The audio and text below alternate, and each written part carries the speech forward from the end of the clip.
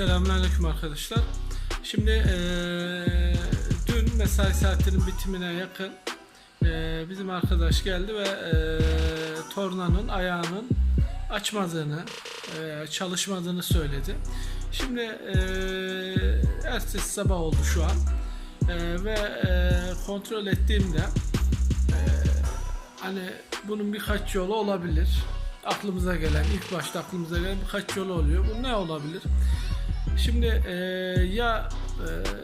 bazen takılabilir bilgisayar olarak. Yani nedir? Atıyorum tam taret değişirken tam işlemi yapmamıştır. Yani yerine oturmadığı için öyle bir kilit pozisyonunda kalır. Ne taret döner, ne ayna açar gibi böyle bir durum olabilir. Bunda bazen alarm vermiyor. Şimdi bunun en güzel düzeldiği şekli makineyi açıp kapatmak. Yani açıp kapattığında tekrar hidrolik bastığın zaman makineye bu taret yerine oturuyor ve ondan sonra diğer işlemleri de yapabiliyorsun. Ama baktığımda böyle bir durum yoktu. Başka ne olabilir? Başka sigorta atmış olabilir. Sigorta kontrollerinde de böyle bir durum olmadığını fark ettik. Ondan sonra ve kabloyu kontrol ettiğimde, ayak switch'inin kablosunu kontrol ettiğimde dipte en böyle hani görünmeyecek diyelim bir şekilde baktığımda kablonun kopmuş olduğunu gördüm. Yani sebebi buymuş. Şimdi benim kendi mantığım, ben anlamadığım işe genelde bulaşmam. Yani nedir? Herkes işini yapmalı. Ben makinacıysam veya operatörsem veya işte bununla alakalı ustalık yapıyorsam ben bununla alakalı yaparım. Yani tutup da şimdi mekanik şeylerde bazı elimizin yattığı şeyler olabilir.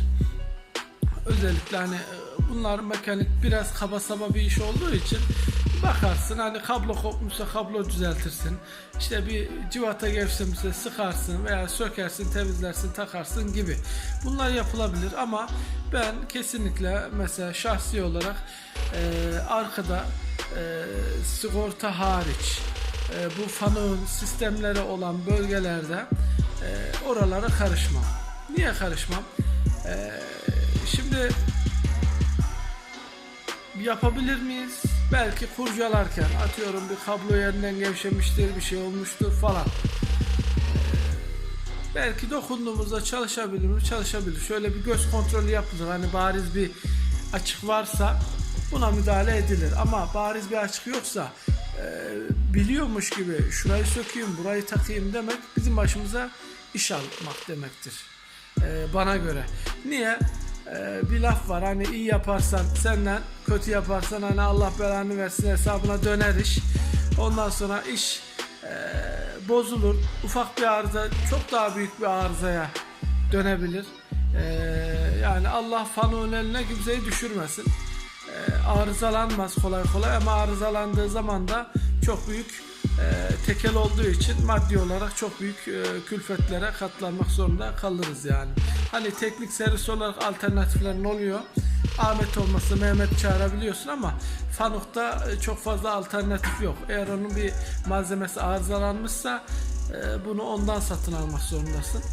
Yani çok az muadili olduğu için böyle bir durum var. Şimdi tekrar konumuza gelelim. Switch'i dediğim gibi kablosu da bir kopukluk vardı. Şimdi bununla alakalı tamirat yapacağız. Yani kablolarını bağlayacağız, deneyeceğiz. İnşallah sorun da çözülmüş olacak. Şimdi oraya devam edelim. Şimdi gördüğünüz gibi ayak switch'imiz böyle.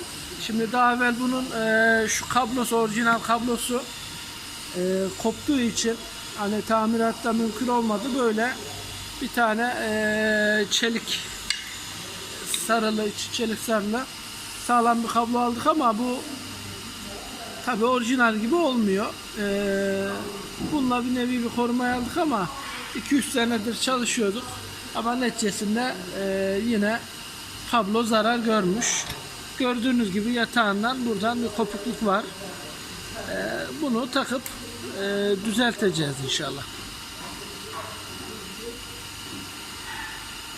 Bir koruma kablosu biraz uzundu. O yüzden onu kestim. Açtığımızda şu parçanın buradaki pünlerinde kopukluk olduğunu gördüm. Şimdi sökmeye çalıştım fakat daha belki takılan şeyler yerinden çıkmıyor. Yani eğer olmazsa bu parçanın belki değişmesi gerekecek. Şimdi bunu hemen bunu kullanmayacağımı da bilemediğim için net bir şey yapamıyorum. Şimdi bunu bir şekilde buraya takmaya çalışacağım. Ama elimdeki bağlantılar buralara uymadı. Daha doğrusu direkt düz bağlantı şeylerimiz uymadığı için buraya başka bir yöntem yapacağız. Şimdi bunu sıktıktan sonra bantlayıp diğer tarafı da ayrıyeten bantlayıp birbirinden dokunmamasını sağlayarak bir şekilde kablo bağlantılarını yapacağız.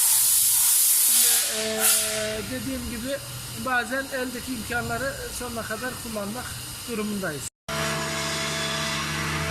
Şimdi bağlantı için parça uçları çok aşırı kısa olduğu için o ufak ara parçayı kullanamadım mecburen. Onları kestim ve direkt makine çıkışıyla ayak sivici arasında direkt normal bir bağlantı yaptım. Bakalım, deneyeceğiz. İnşallah çalışacak. Şimdi makinamızı açıyoruz.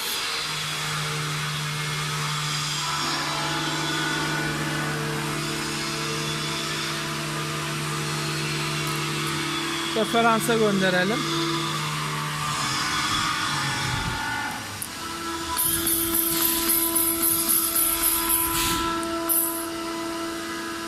Bakalım, Bismillah diyerekten denememizi yapıyoruz. Şimdi ayağımla basacağım.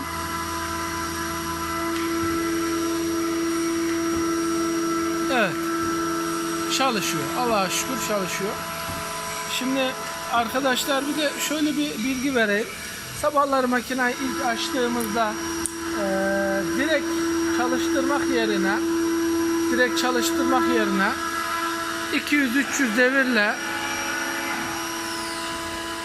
200 veya 300 bir devirle makineye ısındırma verirsek bu epey faydalı olur. Hem kayışlar biraz ısınmış olur. Bir anda yük binmez. Ve toparladık bir şekilde.